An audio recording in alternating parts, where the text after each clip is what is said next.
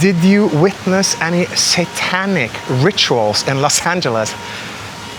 This is my first time making a Q&A video, and so far I haven't really shared much about my personal life in the vlogs that I've published here on the channel so far. So I want to share a little bit in this video so that we can get to know each other a little bit better.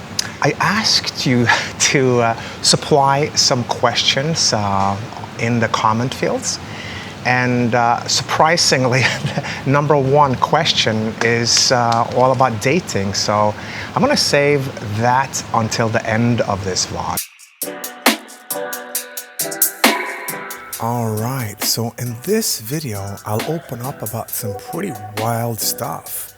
Like why I really walked away from the music video world, the wildest question I always get about Hollywood, and what Southeast Asia has made me rethink about the way I want to live my life. So stick around, you don't want to miss this. All right, I got a few questions that are asking me about what are your realizations so far about Southeast Asia that could impact your life decisions, and what's my plan, am I staying, what kind of retirement life are you after? So if you check out one of my last videos that was basically about my opinion about the Philippines after 6 months, I answer a lot of this, but basically the headline is that so far, I mean, I really like this part of the world, and I've mostly traveled in Philippines so far, so most of my opinion is based on the Philippines, but I just think people are really, really friendly and the nature is amazing.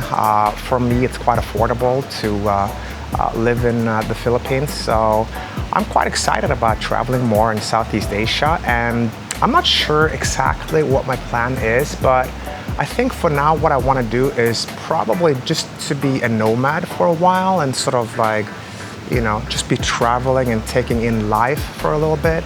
I also have those real estate projects that I mentioned in the last vlog about the Philippines, and there might be some other projects in other countries as well. So that would kind of impact my decisions a little bit. I'm looking to mostly retire from the film industry. I'm just doing these vlogs just for fun because I wanted to have like a creative outlet, you know? So what I wanted to do was just to get away from the stress of Hollywood basically and travel a bit. But I imagine doing some real estate projects. I really like real estate, and I have been doing that on the side of my directing job for over 20 years pretty much, so I kind of know a thing or two about real estate. So yeah, for now the plan is just to travel a little bit and, you know, take in life in this part of the world, and so far I really like what I'm seeing, and I'm imagining maybe with time perhaps it would be a good idea to like settle down and kind of pick one area. But for now I really like the nomad lifestyle. You know, it's giving me a lot of freedom, you know, to sort of travel around and, you know, meet all kinds of interesting people from all over the world. The next question is, what made you come to the Philippines? And that's a great question because the Philippines isn't really very well known in the Western world. So like in Europe where I grew up, or in America where I spent a lot of my life, people don't really know much about the Philippines, you know, unlike places like Bali, Thailand, you know, Ibiza, you know, Tulum, Mexico. These are places that people know a lot about, but Philippines, people just don't really know too much about it, you know. So what was it that caught my attention? Well, it was actually the nature. I can't remember exactly how I found out about Palawan, but probably it was through YouTube and just seeing vlogs about the nature in Palawan and just kind of like researching that area, and I thought, wow, that nature looks absolutely killer. Some of the most beautiful nature that I've seen. So I kind of put it on my travel list, and I wanted to sort of save that moment because I was traveling a lot in, you know, in the US and Caribbean at that time, and of course Europe. But I wanted to kind of save Palawan for like a later point in life, so it could be something that was really a huge experience for me. And once I did come to Palawan, I was just blown away. The other thing is one of my buddies who's a YouTuber made some videos about Siargao. So when I saw those videos about Siargao, I also thought, wow, that place looks absolutely amazing. I got to go there and experience this for myself. So those are the two things that really made me choose to go to the Philippines.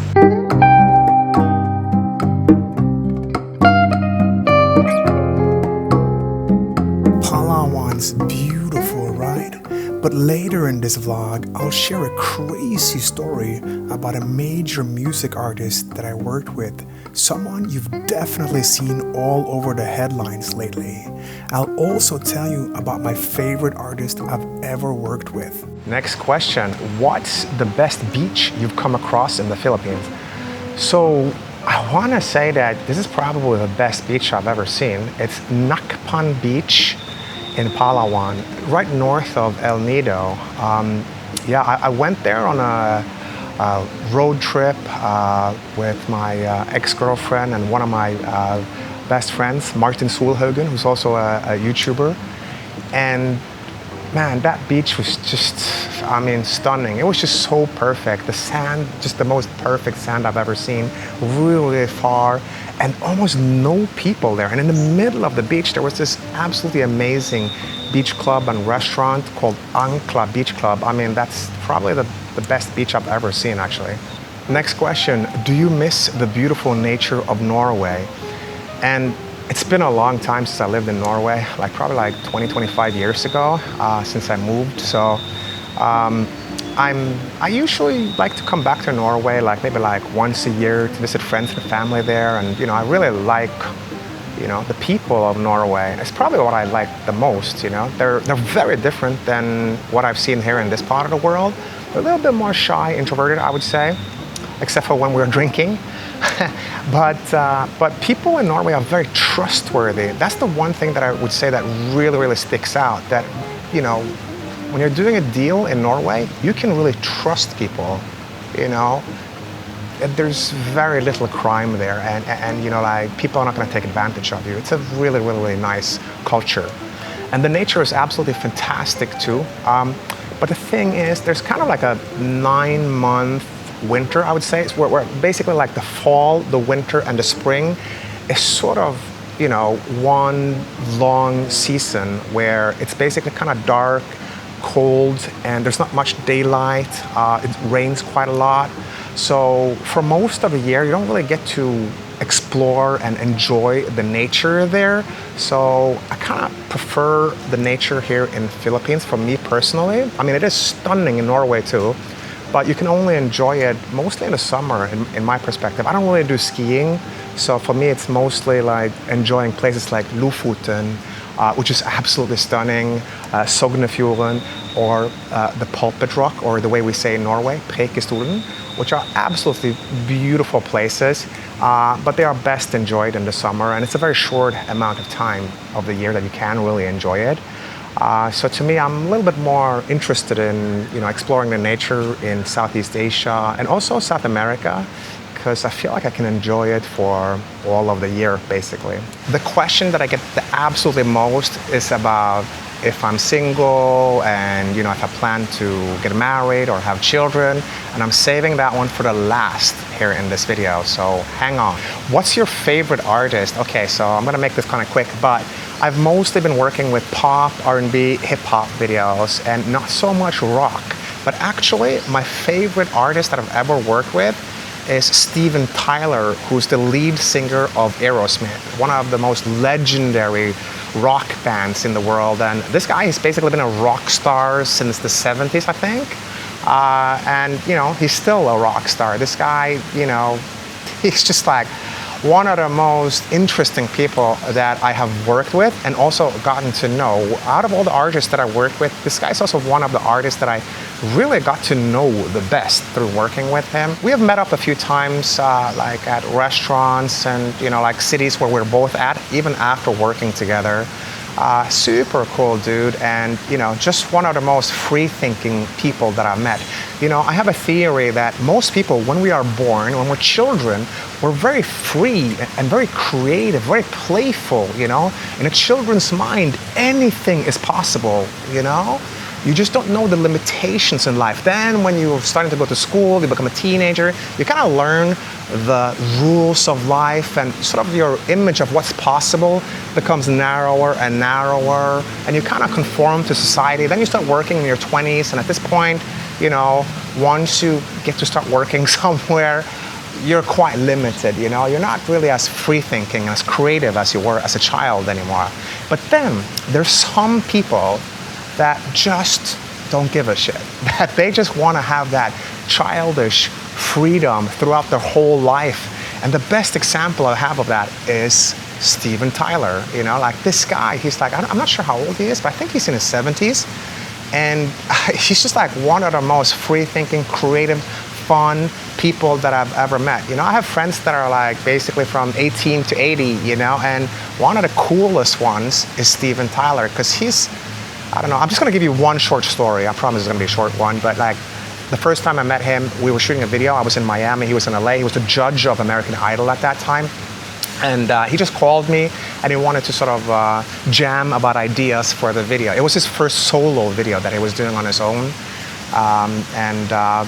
Basically, at one point in the conversation, I had to tell him that, no, Steven, I think we're gonna have to keep the shoot on Earth.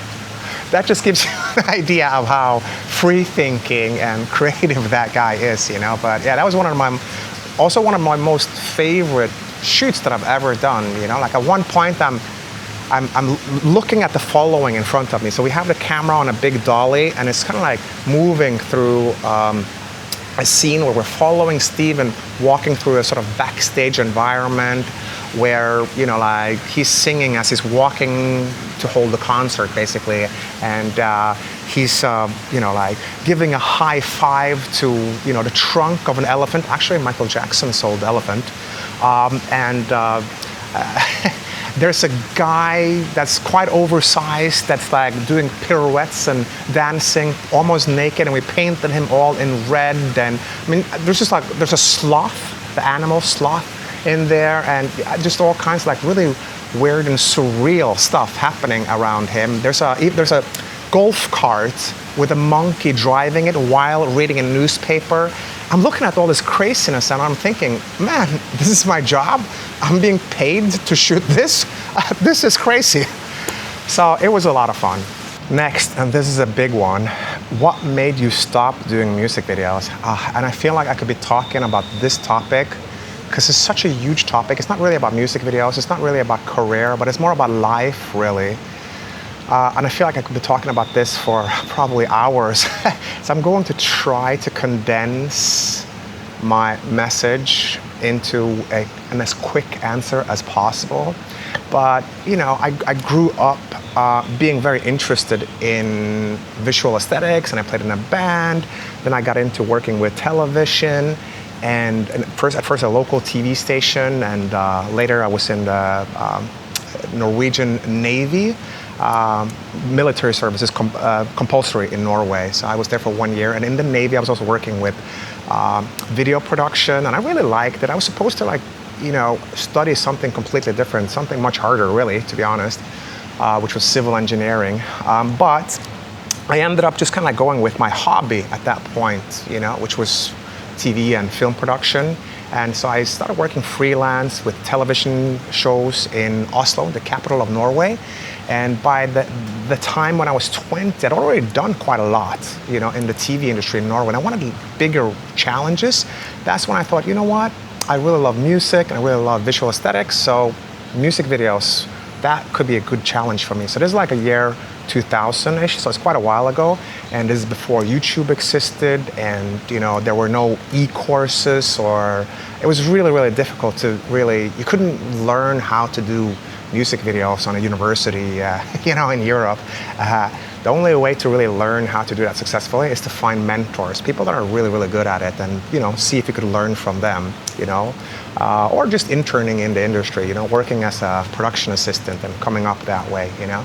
And I didn't really know anyone in the industry in Norway that had any experience with this, and didn't know anyone in the US. I didn't know anyone in London, which were the places where the most professional videos were being made at that time, you know. But I thought, you know what? I really feel like this is my passion. Let me just go all in life for this. I created a 10-year plan on how I could really like get to the point where I would work with the biggest artists in the world, the biggest budgets, the best crew, the best equipment in the world. I really wanted to make some of the best music videos in the world. So I created a 10-year plan on how I could get there. And after 4 years, I walked onto set next to Beyonce Knowles, and I thought, okay, I think I can cross off my 10-year plan now. And after that, this was basically like, I think 2005. And after that, I was basically working with what was my biggest passion in life for like a, 10, 15 year period. And I really enjoyed it. It was fantastic. But even though no matter how much I really enjoyed it, it was still stressful. It's a lot of work, I'm working around the clock to stay on top. And especially if you want to be, at the pinnacle of this industry in the world, it's a lot of work. It's a lot of stress. It's basically like trying to win the gold medal in the Olympics. I mean, it's really not good for your health. You have to just like push your, work ethics and your, day rhythm constantly. There's a lot of days when I'm like looking at the time and it's like 11 p.m. at night and I'm like, oh man, I forgot to eat all day. I've just been like working all day. I don't know, a lot of shoots, they're so stressful. Usually most shoots are like maybe like 1, 2, or 3, 4 days, but I gotta have like a sort of A plan, a B plan, a C plan, a D plan, because things never really go according to plan. So I'm shuffling a lot of thoughts in my mind, and I used to drink sometimes up to like 10 Red Bulls on one shoot. And you have sort of like maybe 10, 15 projects going on at the same time. I don't know, it's difficult to really explain how stressful it is, but it is very stressful. At one point, even though this was my biggest passion in life, I felt like this had just turned into work, and it's difficult to really explain this if you haven't been through it. I guess I could explain it, but I would really have to talk for a very long time now, so just trust me, it's very, very stressful.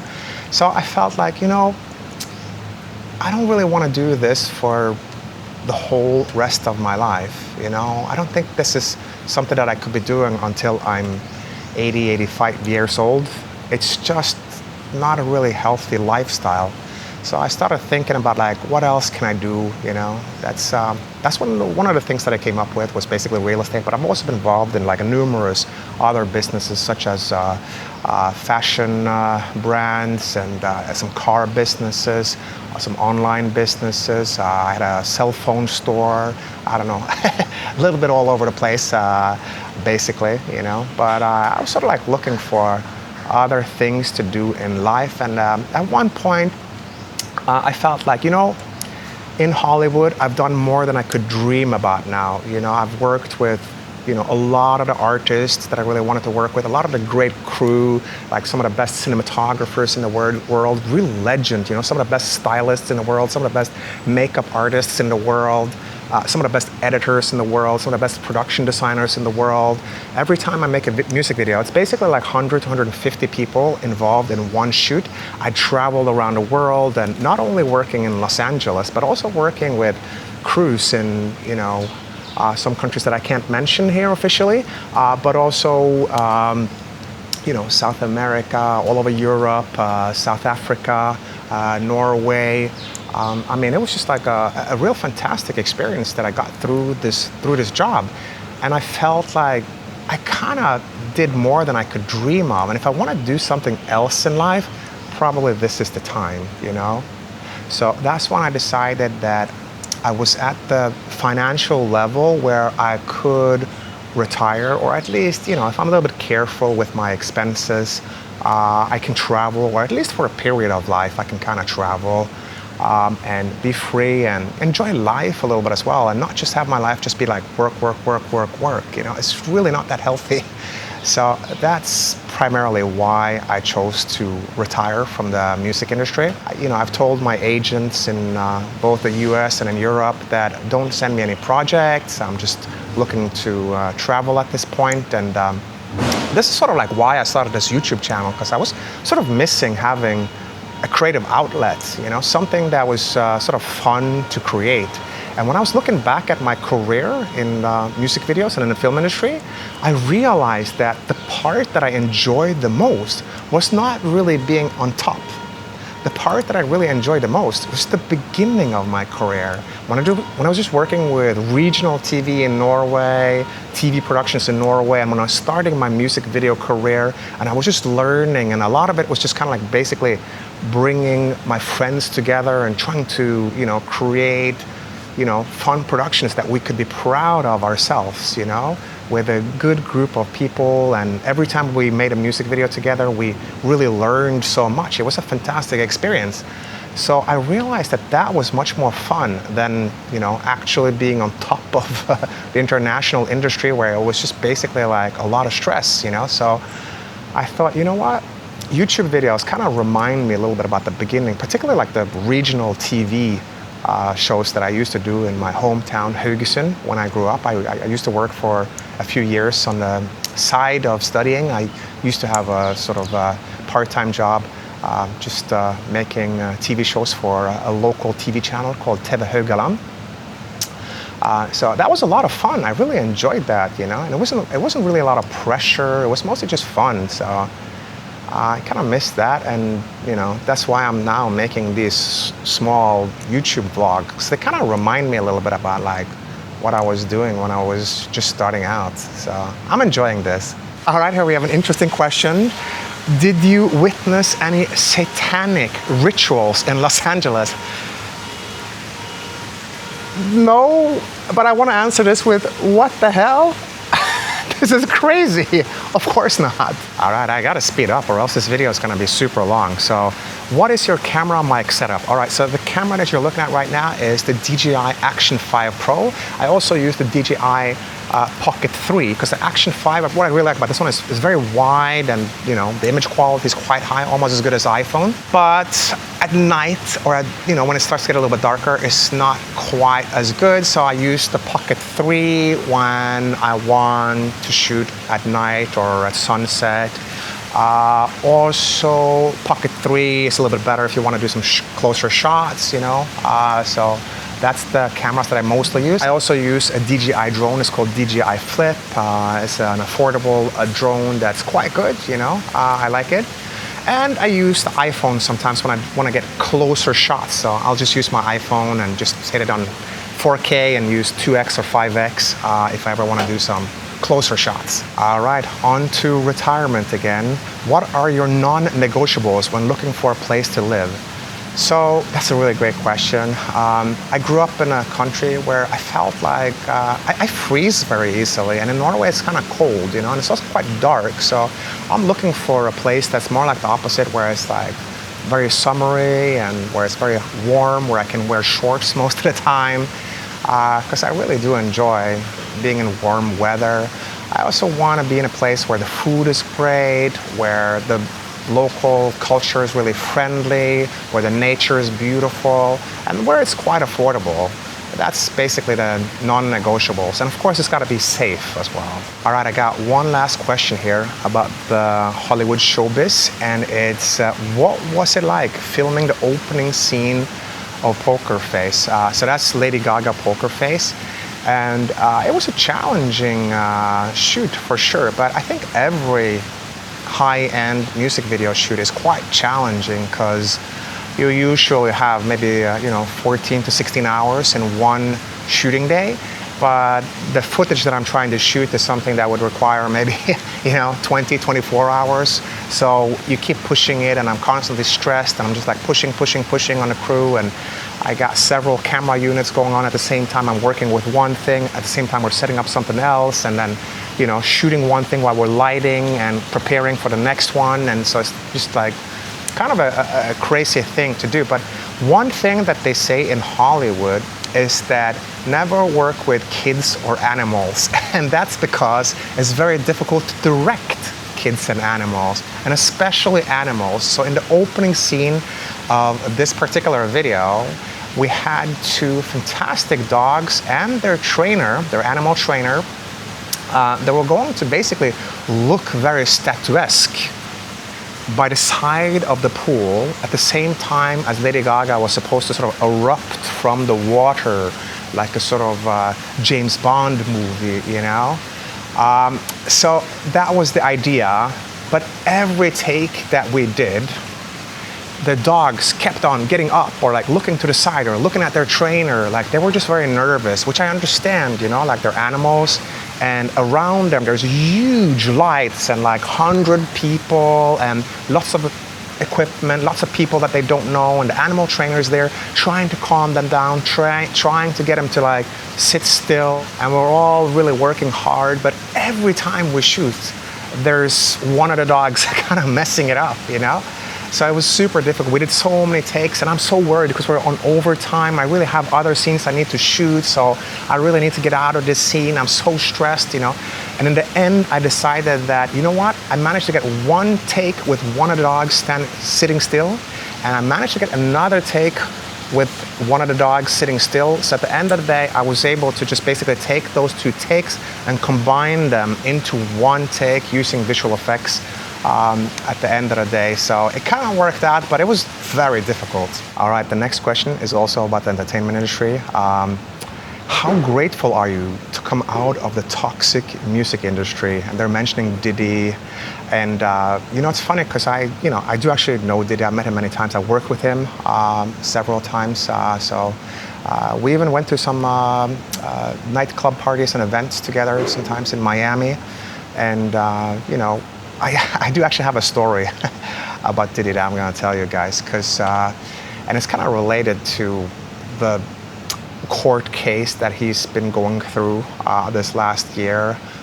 You can Google it if you're not familiar with it, but yeah, it's been a lot of crazy attention around Diddy this last year, you know, with him and his ex-girlfriend Cassie, who I also made the music video for Cassie that made her really well known. So I did a video for a song called Me and You, which is also just at the time when Diddy and Cassie met. So I feel like I know quite a lot about them. Of course, you know, I don't really know their personal life, you know, but the story I have is that there was a video I was shooting with Diddy and Donnie Klang, where there was an after party scene, and in that after party, Diddy wanted the video to be very edgy, you know. So he kept pushing me like, hey, can you make this even a little bit edgier? So he kept on pushing me, hey, can you make this edgier, Ray, you know? And I thought I was sort of like, you know, as a director, coming up with a few edgy shots and like really sort of like pushing it further than the norm in music videos. But he kept coming over, pushing me, you know, like, hey, go further, you know. And I thought, wow, this is kind of an interesting thing. And he came over to me and pushed me aside and he said, hey, Ray, I'm just wondering, have you really been to some crazy after parties? And I was kind of offended when he asked me about that, because it was sort of like he was asking me if I was like not qualified enough to, you know, be the director of these scenes that we were shooting here. And, you know, I've been to some, what I consider, you know, some kind of crazy after parties. I have some good stories to tell. And, you know, and I feel like I have some crazy experiences to really look back at when I grow old. So I was a little bit offended, you know. So I said, yeah, of course I have. Then he looked at me in my eyes and he said, you know, I don't think you have. So I thought, wow, this was a little bit offensive. So I did feel a little offended by that conversation. But then, now, many years later, I'm seeing this court case where there's all this talk about what happened at these very crazy after parties called freak-offs, you know. And I've never been to any of those, but now that I'm hearing what he was referring to as crazy after parties, I gotta say, you know, Diddy, you were right. I haven't been to that crazy after parties. So at the end of the day, I didn't really have a good reason to be offended. All right, and finally, I guess the question that a lot of people have been waiting for, because this is the question that I get absolutely most. Are you single, and do you have any plans for marriage or children in the future? And I always find that it's a little bit difficult to answer this one. But in my life, I have mostly been in long relationships. And it would be nice if I'm at some point in a relationship, I'm finding that, I really hope this happens to me, where I'm in love and I really feel like this is the girl that I want to spend the whole rest of my life with and really settle down, have a family with. And I've been unsure. There's been a few times when I'm thinking, kinda, maybe this is something that I'm thinking about, but then maybe we've had like some perspectives on how to live life or where to live life that differs, so we had to sort of like go in different directions. But I would love for that to happen. You know, for me, unfortunately, I wish I could fall in love really easily, but when I was a teenager, it was so easy. I don't know, I would fall in love very easily. But the older I get, I feel like it takes a long while for me to fall in love. Like, literally, I gotta be dating someone for months before I start to feel those feelings. And it's not really a for sure thing, you know? Like, I could be seeing someone and dating someone, and it just doesn't happen, you know? Like, and sometimes it does happen. So I've been single now for 4 months. I was in a relationship for 1 year. You can actually see my ex-girlfriend in some of the older videos in this channel. And so right now I am single and dating, and there is someone special, but it does take time for me. So let's see, you know, I'm crossing my fingers that I fall in love, and that I think I'll just conclude with that there is someone, but I do need some time to really fall in love. So let's see. For now, I'm single and exploring. But of course, I would love to fall in love again, and you know, I would love to get into a real relationship, and hopefully that relationship would end with something like marriage and children, and really settling down, having a really happy life together. That would be amazing. But I also think that no matter what your life situation is, you should enjoy it. So now that I'm single, I'm trying to enjoy single life, and you know, next time I get into a relationship, I would really, my idea would be to really enjoy the relationship as much as possible as well, and you know, hopefully push it towards something that's more than just a relationship, something that lasts all of my life, you know. But it's not really like a goal in itself for me. I'm not like thinking like I'm not going to be happy unless I get married, you know. Like, I'm thinking like a healthy perspective when it comes to dating is that enjoy it no matter what your situation is, and that, you know, it's really amazing to be in relationships, you know, but I would say don't jump into marriage too quickly, and don't jump into relationships either too quickly. Make sure you're really in love before you jump into a relationship, and make sure you're 100% sure before you jump into a marriage, you know. That's a very serious decision to make, and I think you should be 100% sure. And the divorce rates around the world are quite depressive. I think in the US it's something like 60-70%, you know, if I'm not mistaken. You know, 50 to 70% seems to be the norm in a lot of Western countries. So, you know, you gotta be very careful with this, you know. If you're not happy in a relationship, or if you're not happy in a marriage, I would say, you know, get out. You're gonna be happier on your own being single than being in a relationship where you're not happy. So that's my perspective, but hopefully, you know, crossing my fingers, I'll end up being married with children too, you know. That would be nice. All right, I want to say one last thing, that if you're curious about my perspectives on the Philippines, you could check out this video. And if you're curious about some of my music videos, and you want to see more of what I've been doing in Hollywood, on my channel, if you scroll down to the playlist, there is a playlist where you can see some of the top music videos that I've done. Or you can go to my website, it's rayk.com, and you could see a lot of the top music videos, and also some of my photography work there, if you're curious about that side of my life. Until next time, peace, love, and San Miguel light.